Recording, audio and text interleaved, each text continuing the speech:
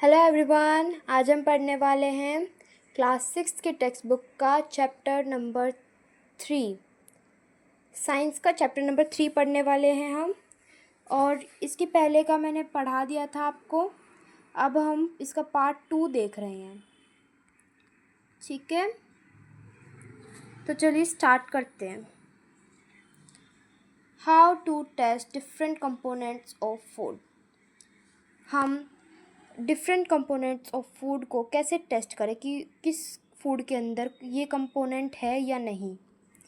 जैसे कि for example एक पटैटो के अंदर प्रोटीन है या नहीं, उसको हम कैसे टेस्ट कर सकते हैं।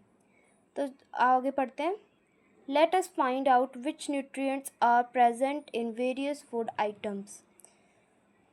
तो चलो फाइंड आउट करते हैं कि कौन से फूड आइटम के अंदर कौन सा न्यूट्रिशन प्रेजेंट है। Some nutrients like starch, a type of carbohydrate, fat, and proteins can be detected using fairly simple tests, while others can be detected only in a well-equipped laboratory. Let us explore how it can detect the presence of starch, fat, and protein in some food items. कुछ nutrients like starch क्या होता है, एक type होता है carbohydrate का। Fat और protein हम कुछ सिंपल टेस्ट करके उनका पता लगा सकते हैं, लेकिन बाकी जो न्यूट्रिएंट्स होते हैं जैसे कि हो गया विटामिन्स, हो गया मिनरल्स, हो गया, इनको एक अच्छी सी लेबोरेटरी में ही टेस्ट किया जा सकता है। तो चलिए देखते हैं कि कौन से फूड आइटम के अंदर स्टार्च, फैट और प्रोटीन का हम कैसे पता लगा सकते हैं। Test for starch. सबसे पहले हम स्टार्च के बारे में पढ़ेंगे कि किस फूड आइटम के अंदर स्टार्च होता है और उसको हम कैसे पता लगाएं। Activity 3.5, let us investigate.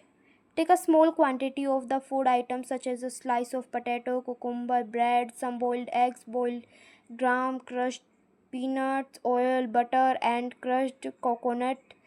You can take other food items too for testing. अब आपको सारे ये जो नीचे फूड आइटम्स के नाम देखे उनकी स्मॉल क्वांटिटीज़ लेनी है। और फूड आइटम्स के एक स्लाइस पोटैटो का, खीरे का, ब्रेड का, और कुछ बॉइल्ड एग्स, बॉइल्ड ग्राम, और crushed peanuts, oil, butter and crushed coconut लेना है। आप और भी फूड आइटम्स ले सकते हो टेस्टिंग करने के लिए। Place a piece of place a small piece of each items on a separate dish. आपको हर एक अलग अलग प्लेट पे हर एक आइटम को रखना है। और with the help of a dropper क्या होता है, ये आपको दिख रहा है ना। और छोटे बच्चों को जिससे दवाई पिलाते हैं उसको हम ड्रॉपर कहते हैं। ठीक है, तो आपको ड्रॉपर की हेल्प से उन एक फूड आइटम पे आपको 2-3 ड्रॉप्स डालनी है डाइल्यूट आयोडीन सॉल्यूशन की। अब देखना है, आप उसको देखते जाइए क्या उसके कलर में कोई चेंज आ रहा है, क्या वो ब्लू और ब्लैक में कन्वर्ट हो रहा है। अपनी ऑब्जर्वेशंस को, आपने जो देखा उसको टेबल 3.3 में रिकॉर्ड कीजिए। A blue black colour indicates the presence of starch. अगर उसका कलर ब्लू और ब्लैक हो जाता है तो इसका मतलब उसके अंदर स्टार्च है। ठीक है। Test for fat. अब हम फैट के ऊपर टेस्ट करेंगे, मतलब कौन से फूड आइटम में फैट है या नहीं, उसको हम कैसे टेस्ट करते हैं। Take a small part of the food items that you tested for the presence of starch in activity 3.5। आपको वही करना है, एक स्मॉल पार्ट लेना है फूड आइटम्स का जो कि आपने स्टार्च के में टेस्ट किया था। ठीक है। Place each food item in a separate piece of paper. आपको हर एक फूड आइटम को अलग अलग पीस ऑफ पेपर पर रखना है। Wrap the paper around the food and press it. आपको उस फूड के अराउंड, मतलब उस फूड को रैप कर देना है पेपर में और उसको ऐसे प्रेस करना है, दबाना है उसको। Be careful note two tier the paper. ध्यान से कहीं वो पेपर फट ना जाए। If a food item contains a little water allow the paper two dry. अगर किसी फूड आइटम के अंदर थोड़ा सा पानी है तो उसको, उस पेपर को सूखने के लिए छोड़ दो। Does the paper develop an oily patch? What do you think is the reason for this patch? If oil and butter is present in the food item, it leaves an oily patch on the paper. Now hold the paper against light. Can you see the light faintly shining through this patch? An oily patch on the paper shows that the food items contain fats. Which of these food items contain fats? Record your observations in table 3.3. Okay, क्या आपने जो food item को rap करा था, क्या उस paper पे कोई ऑयली सा पैच आने लग गया है? आप क्या सोचते हो इस ऑयली से पैच का क्या रीज़न है, क्यों आया है ऑयली पैच? अगर किसी फूड आइटम पे ऑयल और बटर होता है तो वो एक ऑयली पैच छोड़ देता है पेपर पर।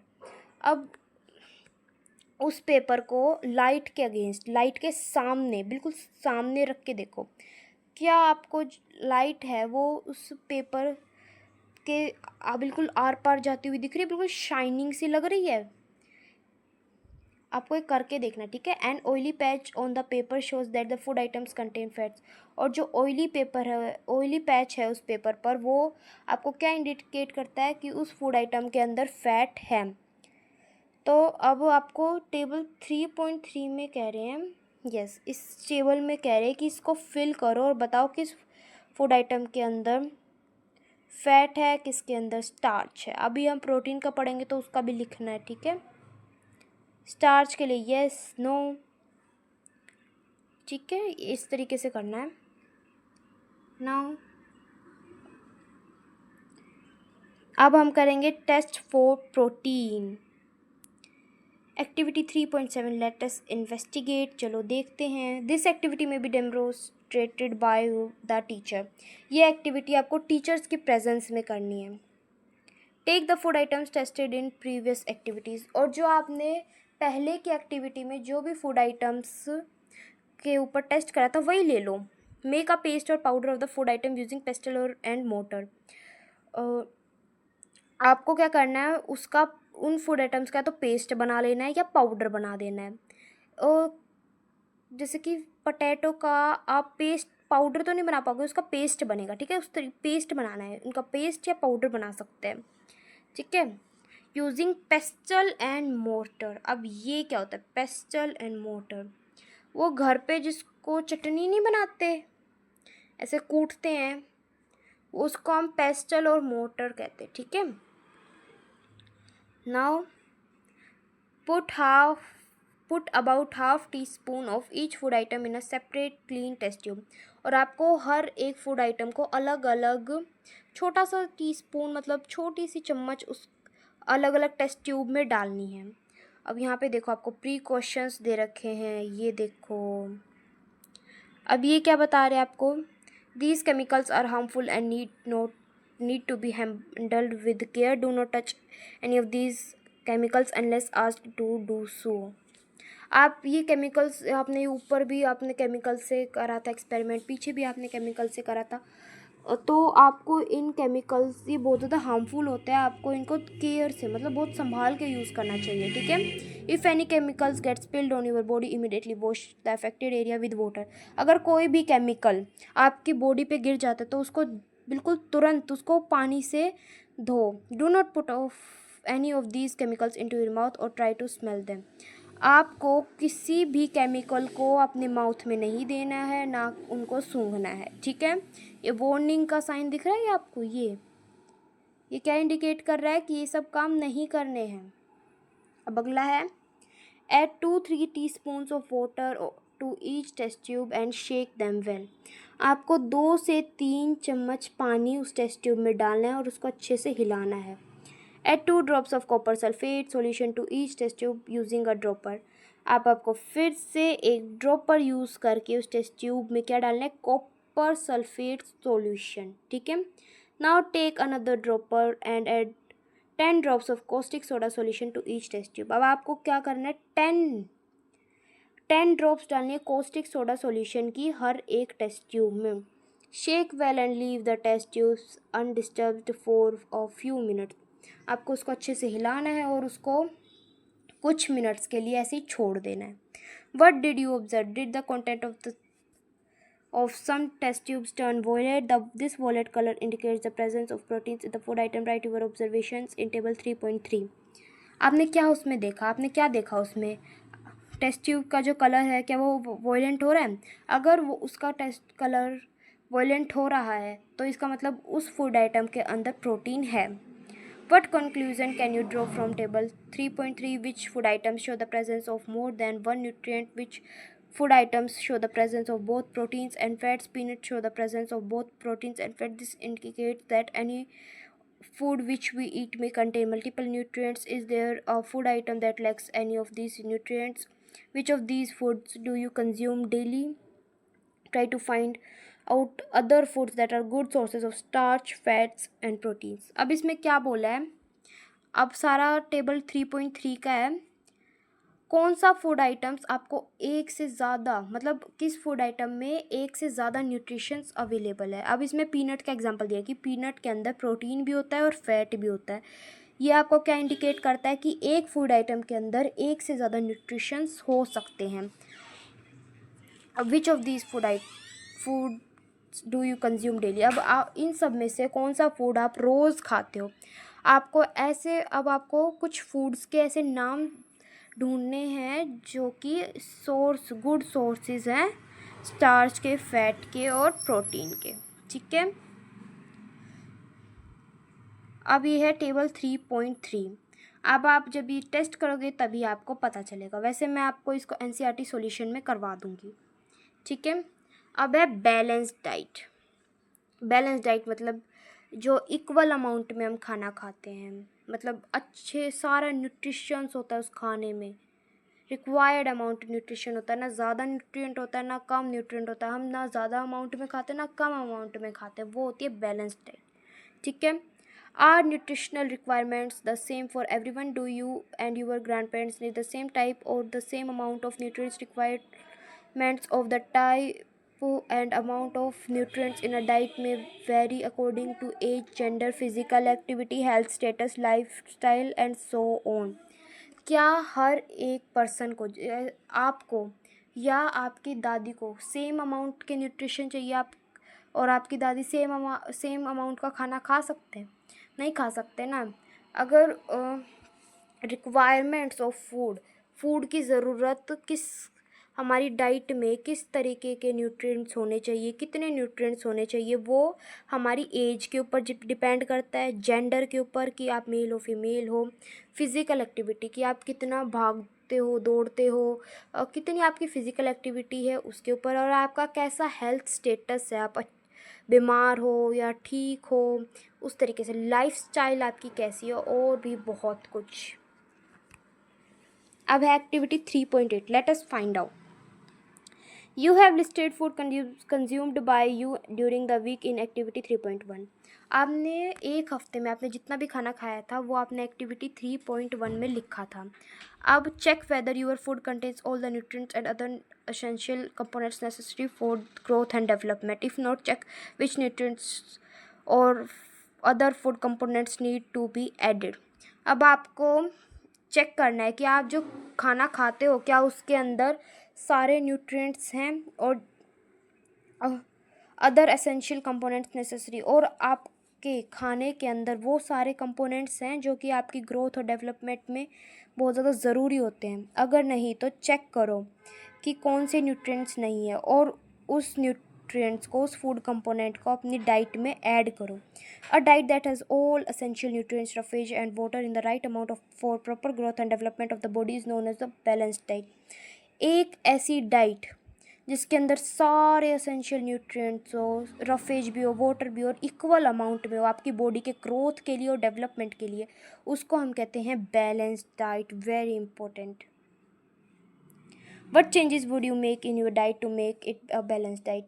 आप अपनी डाइट में कौन कौन से चेंजेस करोगे अगर आपको अपनी डाइट को बैलेंस्ड डाइट बनाना हो। अब है let us compare activity 3.9। Read the nutritional information given below for a packet of potato wafers and a packet of roasted chana shown here। अब आपको क्या करना है, इसकी न्यूट्रिशनल इन्फॉर्मेशन दे रखी है, इसमें 2 पैकेट दे रखे हैं, उनके नीचे इनकी न्यूट्रिशनल इन्फॉर्मेशन है, आपको उसको पढ़ना है।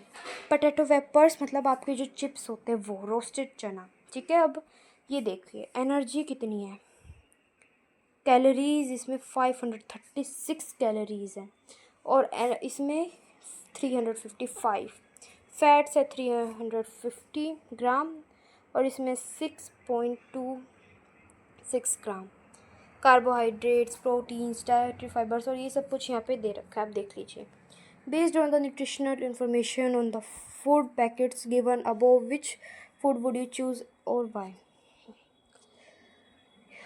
इस आपको न्यूट्रिशनल इन्फॉर्मेशन, ये जो फूड पैकेट्स की न्यूट्रिशनल इन्फॉर्मेशन दे रखी है आपको ऊपर, आपको इसमें इन दोनों में से कोई एक फूड आइटम चूज़ करना है और आप उस फूड आइटम को क्यों चूज़ कर रहे हो आपको ये भी बताना है। Some foods have high calories due to high sugar and fat content. कुछ फूड आइटम्स के अंदर बहुत ज़्यादा कैलोरीज होती है, वो भी किसकी वजह से, हाई शुगर की वजह से, और फैट उसके अंदर ज़्यादा होता है उसकी वजह से। Moreover they contain very low amounts of proteins, minerals, vitamin and dietary fibres. इसके अलावा ये जो फूड आइटम है, ये ऊपर ये पोटैटो वेफर्स है, इनके अंदर अलग जो न्यूट्रिशंस हैं जो कि बहुत ज़्यादा ज़रूरी है हमारी बॉडी के लिए, वो तो बहुत कम है।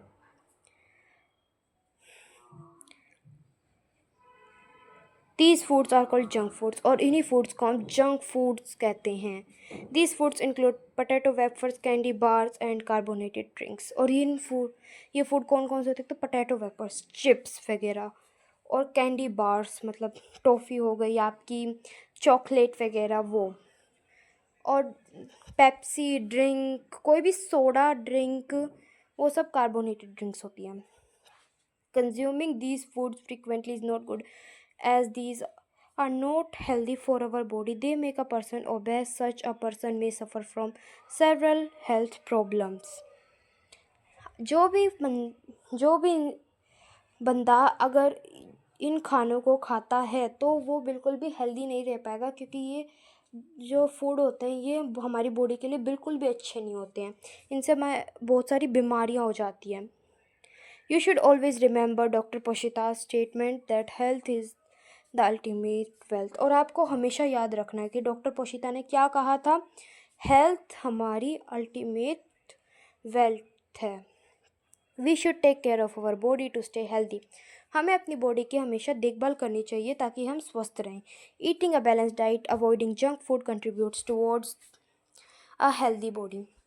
अगर हम एक बैलेंस डाइट खाते हैं और हम इन जंक फूड्स को बिल्कुल नहीं खाते हैं तो हमारी जो बॉडी है वो एकदम हेल्दी बन जाती है। Good health is essential for leading a happy life. और गुड हेल्थ किस लिए ज़रूरी होती है, एक हेल्दी लाइफ जीने के लिए, एक हैप्पी लाइफ जीने के लिए। Which of the two foods that you studied in activity 3.9 could be labeled as junk food। आपने एक्टिविटी 3.9 में जो 2 फूड्स पढ़े हैं उनमें से कौन से जंक फूड को आप लेबल करोगे। ये देखो, इन दोनों में से कौन सा जंक फूड है, ये है ना जंक फूड, क्योंकि ये तो बहुत, इसके अंदर बाकी न्यूट्रिएंट्स भी हैं तो ये हेल्दी है, लेकिन इसके अंदर बाकी न्यूट्रिएंट्स की वैल्यू बहुत ज़्यादा कम है। इसके अंदर कार्बोहाइड्रेट इतना ज़्यादा है, कैलोरीज इतनी ज़्यादा है, तो ये हमारे लिए हेल्दी नहीं है। तो हेल्दी क्या है, रोस्टेड चना। ठीक है।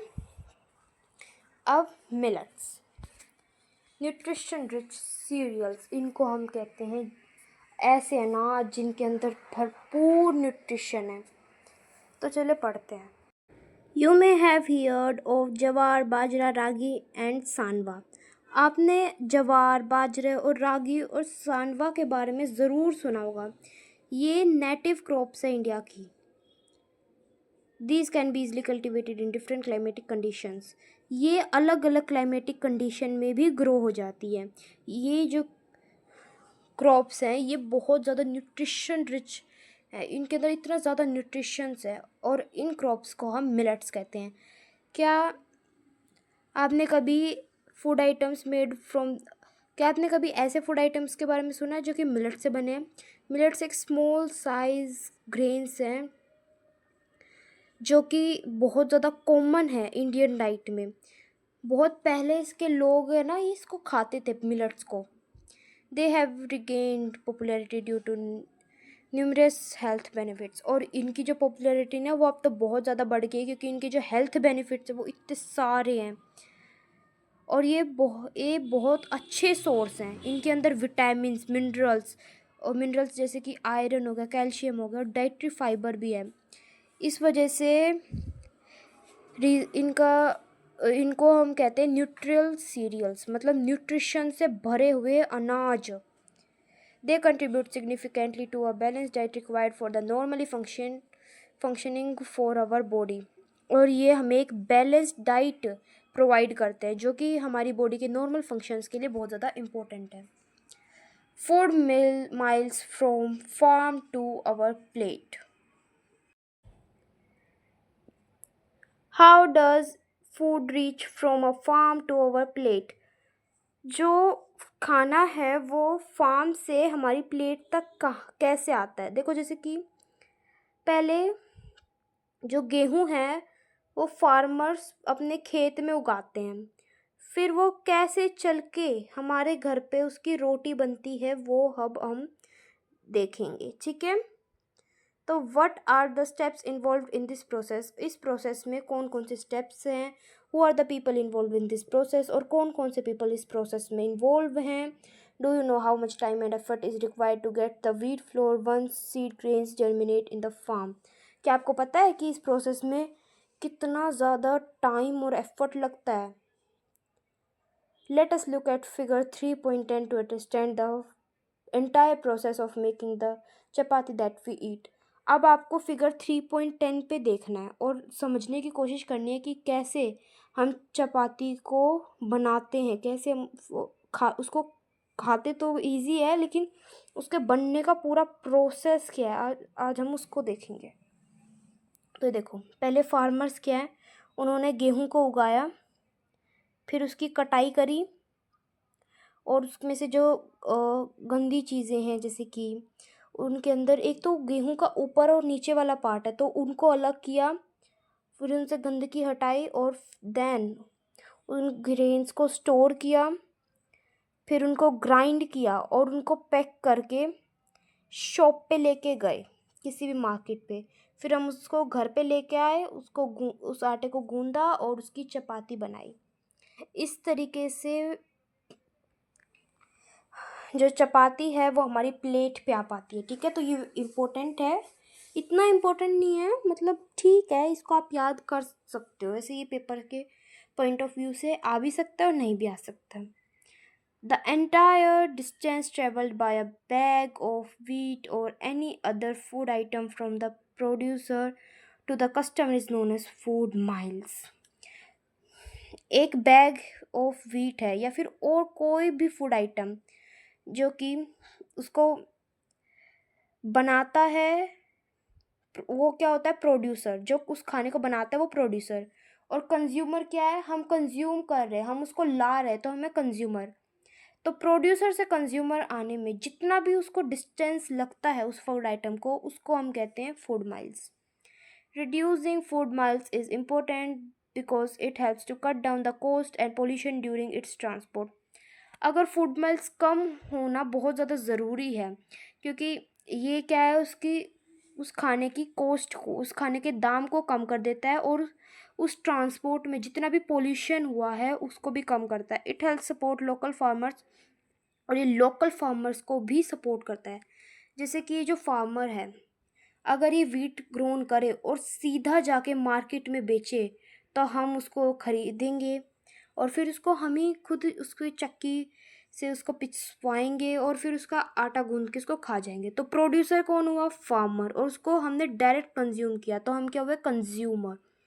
हमने उनको डायरेक्ट ले लिया, तो इसमें उसकी कॉस्ट भी कम पड़ेगी हमें और उसको इतना ज़्यादा पोल्यूशन भी नहीं होगा, ठीक है। और ये क्या करता है?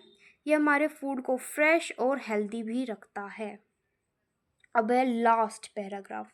Many people waste food living it unconsumed on their plates. बहुत सारे पीपल्स क्या फूड को वेस्ट कर देते हैं, कुछ फूड्स को खाते नहीं है, अपने प्लेट पे ऐसे झूठा छोड़ देते हैं। One must remember the time and effort put by our farmers and other community members in getting the food from the farm to our plate.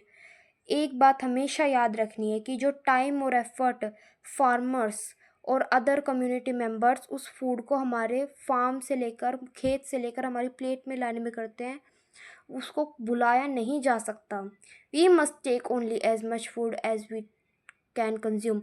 हमें उतना ही खाना लेना चाहिए जितना हम कंज्यूम कर सके, जितना हम खा सके। It would reduce food wastage. इससे क्या होगा, इससे फूड वेस्टेज जो है वो कम होगी। Try to find the time line for the various processes involve in getting the food from farm to plate.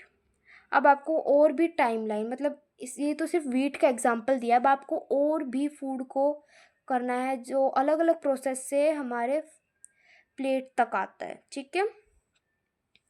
Eat healthy, share and respect food. आपको हेल्दी खाना है, उसको बांट के खाना है और रिस्पेक्ट करनी है फूड की। सपोर्ट लोकल प्रोड्यूसर, और आपको लोकल प्रोड्यूसर्स को सपोर्ट करना है। अब है एनसीईआरटी सॉल्यूशन। ये एनसीईआरटी सॉल्यूशन मैं आपको नेक्स्ट पार्ट में करवाऊंगी। ओके, आज के लिए इतना ही। Thank you.